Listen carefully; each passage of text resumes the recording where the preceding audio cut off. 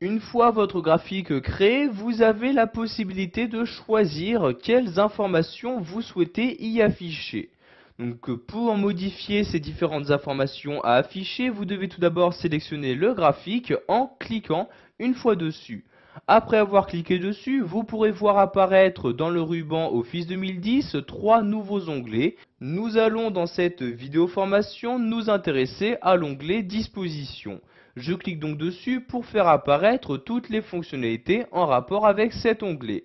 Donc dans cet onglet, vous avez par exemple la possibilité d'afficher le titre de votre graphique. Donc je clique ici sur titre du graphique. Donc vous voyez par défaut aucun titre n'a été ajouté à votre graphique. Vous pouvez choisir de l'insérer donc soit au-dessus de votre graphique, soit l'insérer donc centré et superposé par rapport à votre graphique.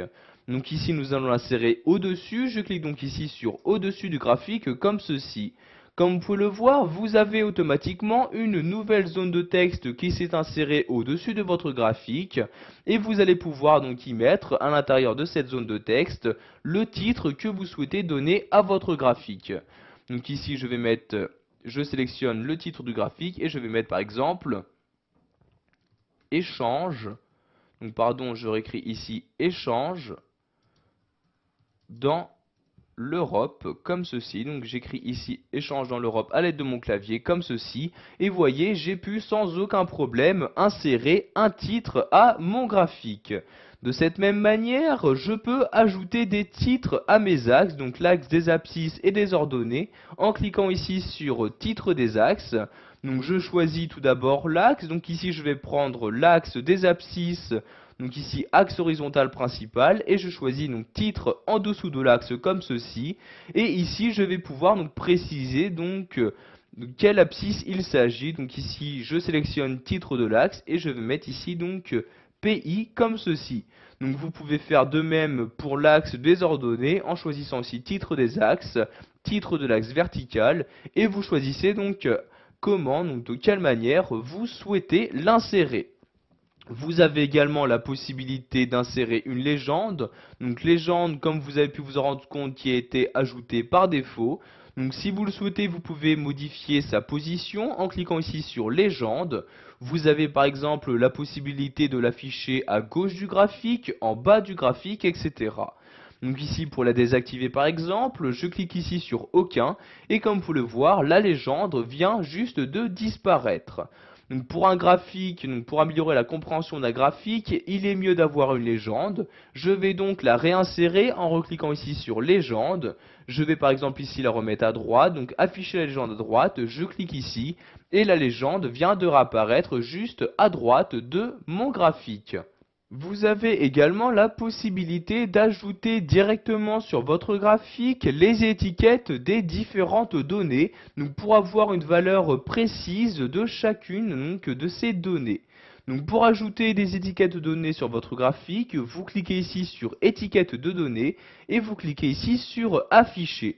Vous avez maintenant ici donc pour chaque cylindre la valeur qui lui correspond.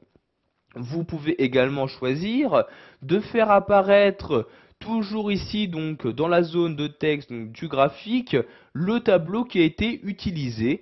Donc je clique ici sur table de données et je choisis donc ici afficher la table de données et comme vous pouvez le voir juste en dessous du graphique, vous avez maintenant donc le tableau de données qui apparaît.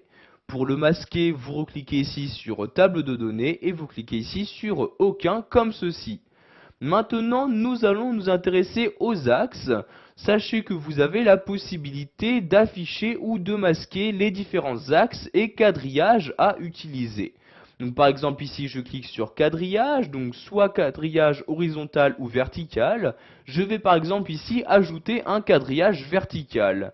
Je clique donc ici sur quadrillage vertical principal et je choisis donc ici soit d'afficher en tant que quadrillage principal, secondaire ou les deux. Donc ici je vais afficher quadrillage secondaire comme ceci. Et vous avez maintenant donc le quadrillage vertical qui apparaît donc directement sur mon graphique. Pour finir, nous allons voir qu'il est possible d'insérer une nouvelle zone de texte à l'intérieur même de votre graphique. pour y afficher donc l'information que vous souhaitez, donc par exemple une source, etc. Donc pour insérer une nouvelle zone de texte, je clique ici sur Insertion, puis ici Zone de texte. Je n'ai maintenant plus qu'à dessiner ma zone de texte, donc par exemple ici, je clique, je maintiens le clic de ma souris comme ceci, je lâche le clic de ma souris et voyez donc la zone de texte apparaît donc. Je vais par exemple pouvoir écrire ici la source, donc comme ceci, voyez, je peux saisir comme je le souhaite la source de mes données. Voilà, vous savez maintenant comment ajouter des informations sur votre graphique, que ce soit donc en ajoutant un titre à votre graphique, en modifiant sa légende, en insérant une nouvelle